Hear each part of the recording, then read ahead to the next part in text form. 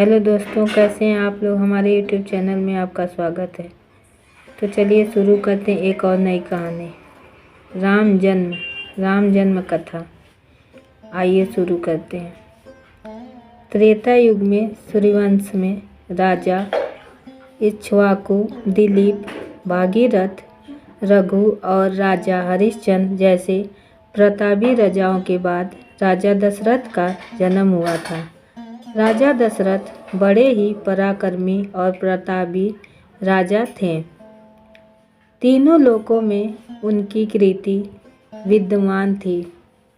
देवराज इंद्र उनके मित्र थे तथा उन्होंने देव और असुरों के संग्राम में देवराज इंद्र के साथ मिलकर युद्ध किया था।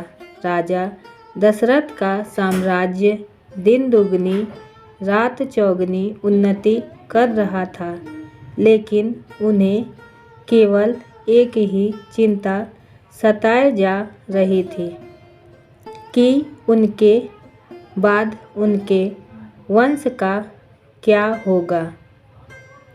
राजा दशरथ की 3 पत्नियां थीं, जिनमें से सबसे बड़ी रानी कौशल्या थी। उनसे छोटी रानी कैकेयी थी तथा सबसे छोटी रानी सुमित्रा थी। 3 पत्नियां होने के बावजूद राजा दशरथ की कोई पुत्र नहीं था जो उनके कुल को आगे बढ़ा सके। इसलिए उन्हें अपने कुल के अंत का डर सताता रहता था। इसी विषय में उन्होंने अपने कुल के ऋषि से इस समस्या का समाधान पूछा।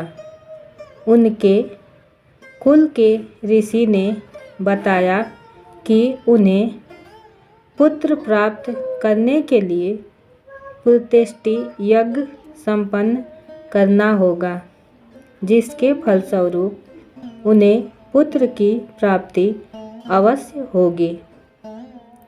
लेकिन उन्होंने इसके साथ ही यह शर्त भी रखी कि वह स्वयं पुत्रष्टि यज्ञ नहीं करवा सकते। इस यज्ञ के लिए राजा दशरथ को स्वयं जाकर सिंह मुनि को प्रसन्न करना होगा। सिंह मुनि अथर्ववेद के पूर्ण ज्ञाता हैं तथा वह पुत्र कामेष्टि यज्ञ के विशेषज्ञ हैं। वहीं इस यज्ञ को संपन्न करवा सकते हैं।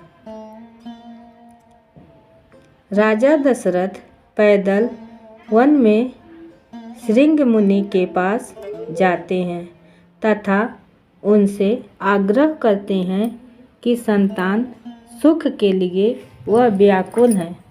कृपा करके मेरी समस्या का समाधान कीजिए। राजा दशरथ की सादगी तथा विनम्र आदर भाव के कारण सिंह मुनि प्रसन्न हुए और उन्हें दशरथ को वचन दिया कि वह उनका पुत्र कामेष्टि यज्ञ करवाएंगे। उनके पश्चात शुभ मुहूर्त देखकर उन्होंने दशरथ का पुत्र कामेष्टि यज्ञ संपन्न करवाया।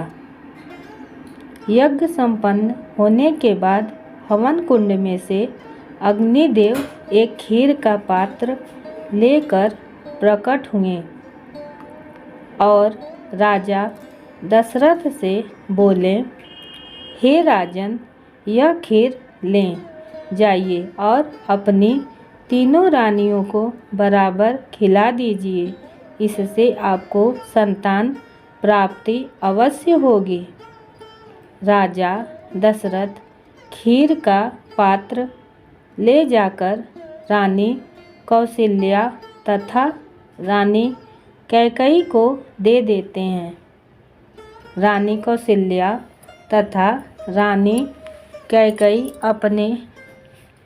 अपने पात्र में से एक एक निवाला सबसे छोटी रानी सुमित्रा को खिला देती हैं, जिसके प्रभाव से कुछ समय बाद राजा दशरथ के घर में एक साथ 4 पुत्रों का जन्म होता है। रानी कौशल्या सबसे बड़े पुत्र श्री राम को जन्म देती हैं। उसके कुछ ही समय बाद ही रानी कैकेयी राजा दशरथ के दूसरे पुत्र भरत को जन्म देती हैं। कुछ ही घड़ी बीतने के पश्चात रानी सुमित्रा राजा दशरथ के तीसरे पुत्र लक्ष्मण को जन्म देती हैं तथा कुछ ही क्षण बाद वह दशरथ के चौथे पुत्र शत्रुघ्न को भी जन्म देती हैं और इस प्रकार पृथ्वी पर बढ़े हुए पाप, अत्याचार और असुरों को मिटाने के लिए भगवान नारायण स्वयं राजा दशरथ के पहले पुत्र श्री राम के रूप में जन्म लेते हैं। भगवान विष्णु के राम अवतार का साथ देने के लिए शेषनाग लक्ष्मण के अवतार में जन्म लेते हैं तथा उनके साथ ही भगवान विष्णु के सुदर्शन चक्र भरत के अवतार में जन्म लेते हैं तथा शत्रुघ्न भगवान विष्णु के शंख शैल के अवतार होते हैं। श्री राम, लक्ष्मण, भरत और शत्रुघ्न को 4 पुरुषार्थ का रूप माना गया है, जिसमें श्री राम धर्म का रूप होते हैं तथा भरत मोक्ष का रूप होते हैं।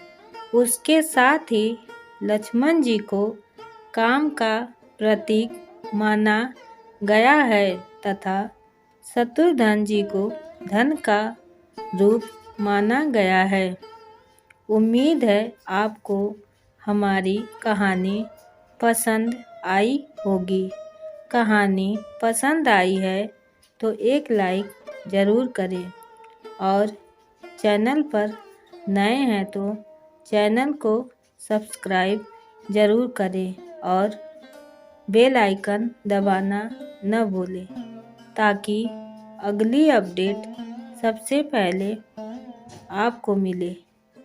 धन्यवाद।